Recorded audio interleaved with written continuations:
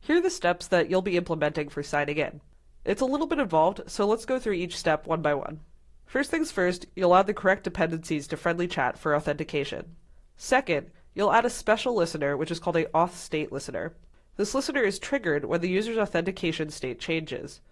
An authentication state change is something like signing in or logging out. Third, now that you have this listener, you can redirect the user to log in if they've opened the app and they're not already logged in. So at this point, you'll basically have an app that detects if the user is logged in or not, and if they're not logged in, it'll force them to log in. For step 4, you'll add code which changes the UI to reflect whether the user is logged in or logged out.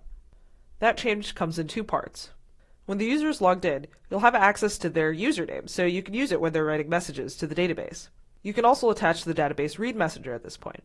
You'll only attach the database read listeners after the user is signed in. This is because an unauthenticated user doesn't have permission to read from the database. And when a user signs out, you'll tear down what you set up in the sign-in, which will mean things like unsaving the username of the signed out user. You'll unset the username of the user that just signed out. You'll detach your database listeners, and you'll clear the message list. And after all that's done, you'll open up the sign-in flow again. Okay, onward to the code. The first step is to add the appropriate dependency.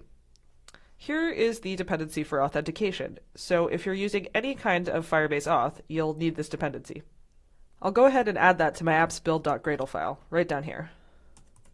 Since you're also using Firebase UI auth, you'll need that dependency as well. Okay, so there are my new dependencies. I'm going to go ahead and sync. Remember to check that the Firebase UI version that you're using matches the Firebase SDK version that you're using. Alright, now that you've added your dependencies, you're ready to get coding, so let's get to it.